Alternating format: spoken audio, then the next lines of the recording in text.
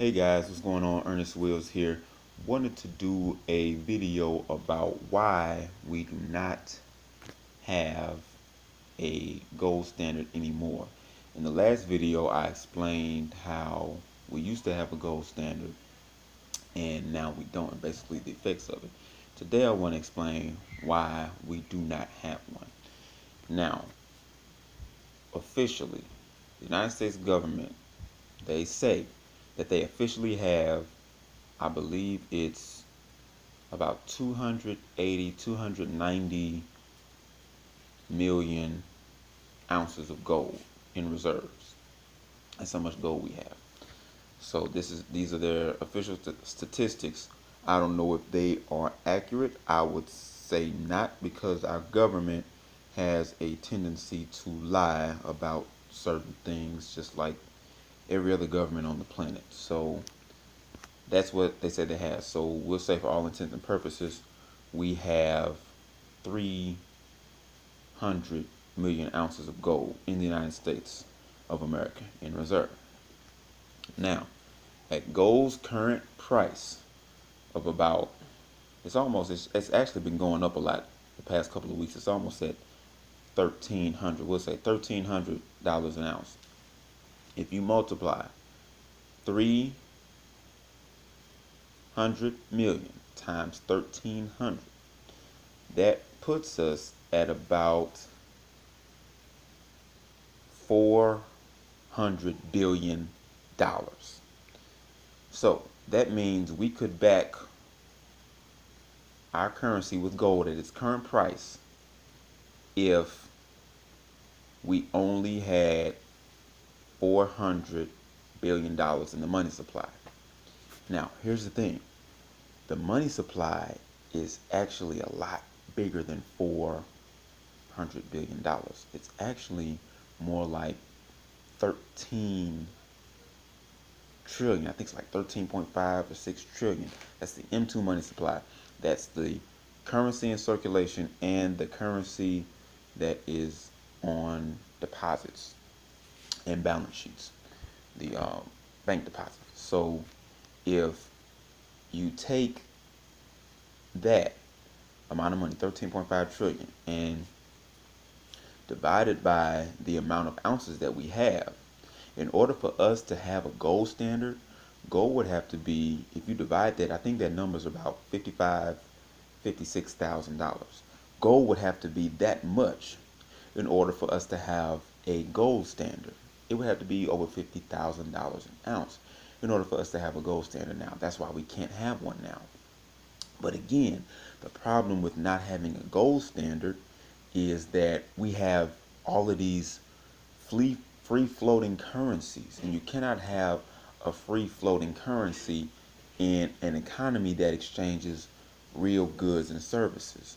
If you want a house is a place that you live in, obviously, and it provides other things. It provides shelter, it provides protection, it provides a place of storage, it provides a dwelling. That is a tangible thing. It is very difficult to pay for that tangible thing without a hard asset, giving another medium of exchange for it. Because it's paid for in debt through mortgages that are priced in dollars, the price, of the house keeps going up, because the economy is trying to find the real value of that house. And so the house is going to keep going up because people have to keep getting into more and more debt in order to finance houses and things of that nature. But if you look at the historical prices of gold, they've pretty much been the same in regards to how much it costs to purchase a house in terms of ounces of gold. I believe I'll do ounces of silver. In 1960, the 10,000 ounces of silver could buy you a house. Today, it's about the same thing. It's about the same thing. 10,000 ounces of silver will buy you a house in today's prices. And so what people have to realize is that because our dollars are free floating, it's difficult to find a true value of exchange when everything is priced in dollars. And we cannot price things in gold or silver, because if we did, we've expanded the money supply so much that if we tried to price things in gold or silver, it would send the price way up. The price would be astronomical. I mean, think about it. $50,000, over $50,000 for an ounce of gold. That 1 ounce of gold would buy you a brand new SUV, or 1 ounce of gold would buy you a foreclosed house. That's a lot. That's a lot for that 1 ounce of gold. But that's what it should be, not because that's how valuable gold is, but that is how much the currency supply has expanded. The currency supply is always accounted for at some point with hard assets, with gold and silver. Always. It did it in 1980. Gold went from about, I think it was about $50 an ounce in the early 70s, all the way up to $800 an ounce in 1980. It actually overshot the currency supply. And we could have gotten back on the gold standard at that time. And we could have fixed dollars to gold. But we didn't. And gold dropped back down, and it's been under ever since. But there's going to come a time when it hits that currency's supply again, where the amount of gold that we have will make an account for the currency supply. And when that happens, and I think it's going to happen soon, I think it's going to happen in the next recession, the next bear market in stocks, bear market in bonds, bear market in real estate. I think it's going to happen in the next go around, simply because of the debt. We can't keep expanding our debt. The next video, I'm going to talk about the debt ceiling and what it could possibly mean for us as a nation. And so that's the reason why we can't go back on a gold standard. We only have 300 million ounces of gold in this country. That is not enough to account for all of the expansion of the currency supply. It's not enough. And so that amount of money is only enough to account for about about 2% of the currency supply. That means we can back about 2% of our currency with hard assets, gold and silver. And the rest would just be a promise, an IOU. Again, dollars are nothing but IOUs. And so I wouldn't want to live my life on a promise. I want to live my life on something that's real, something that's tangible, something that I know what its value is. Not because our government says it's this value or that value, but because I know historically and as far as true worth, I know what its value is. The only thing that gives dollars value is confidence. The fact that people believe that they can go take their dollars and purchase something of value at the store, that gives it its value. But when the day comes that you won't be able to do that, and that's going to happen. It's going to happen. Don't know when, but it's going to happen. It's happening in many other countries right now. I was just watching a video of Venezuela, and they were talking about how a meal for a family is $30,000. And one of the citizens said that if you would have told us that just a few years ago a meal would be about $30,000, he said there's no way.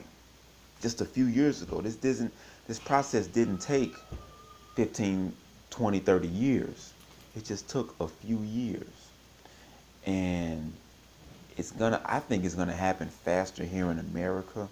The reason why is because we have more debt than any other nation. And when that debt collapses, they're going to have to do one or two things. They're either going to have to default, or they're going to have to print and inflate the debt away. But if they inflate the debt away, they inflate prices. They inflate prices of goods and services. They inflate prices of food. They inflate everything. We're already seeing it. We're already seeing it.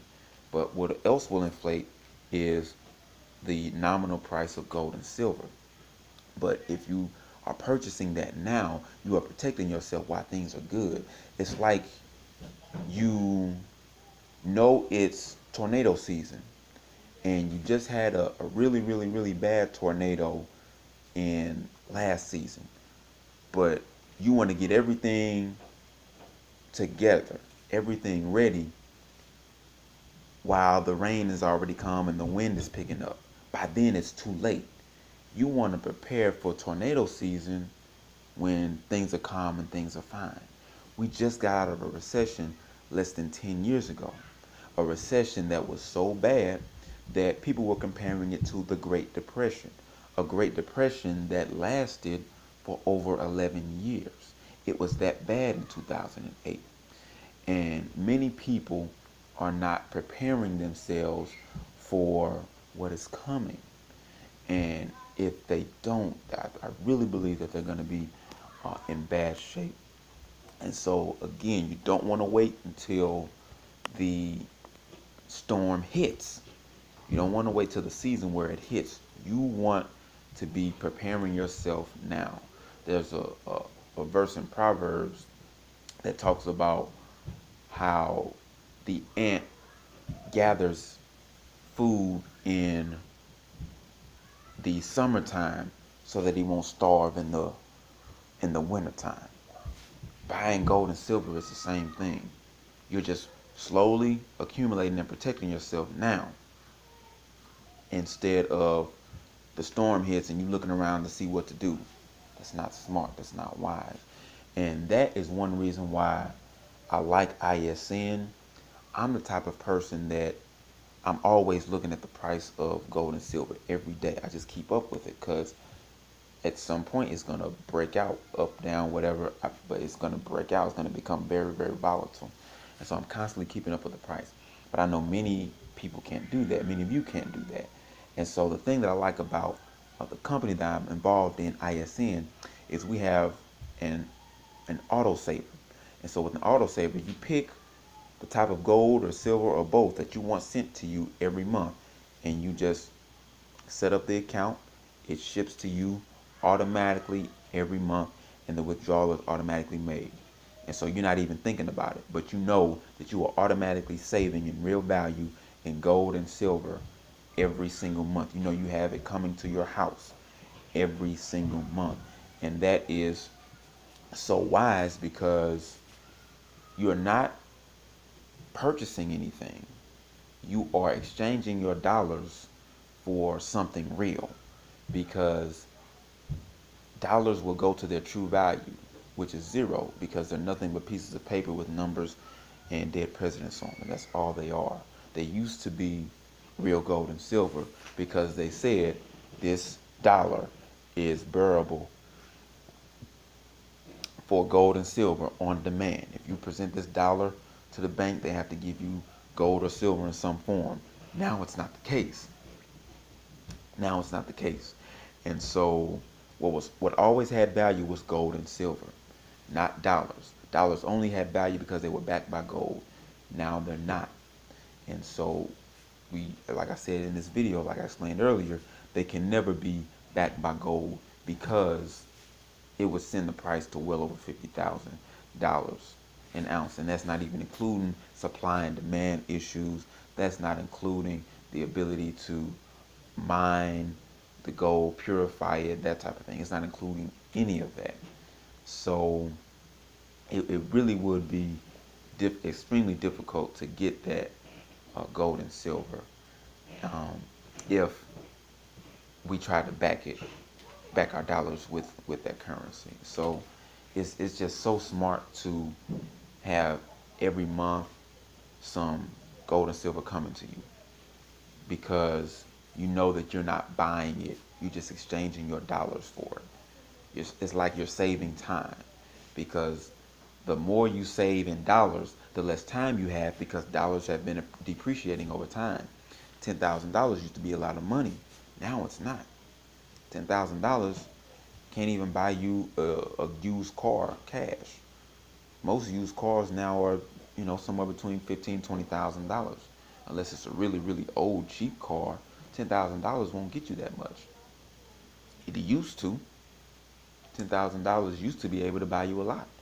Used to be able to send you around the world, but dollars have lost their value. And so again, we cannot have a gold standard because it will send gold through the roof.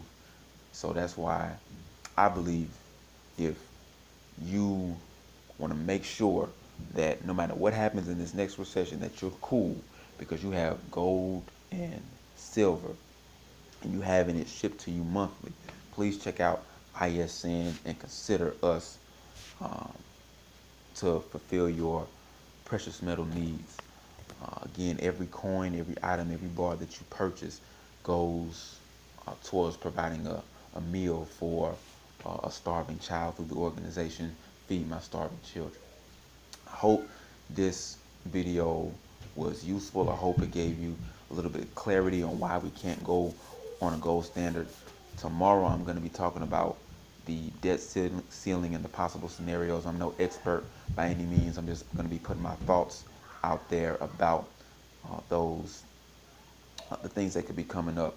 Our government runs out of money on April 28th, and so that is kind of scary because we don't really know what's going to happen.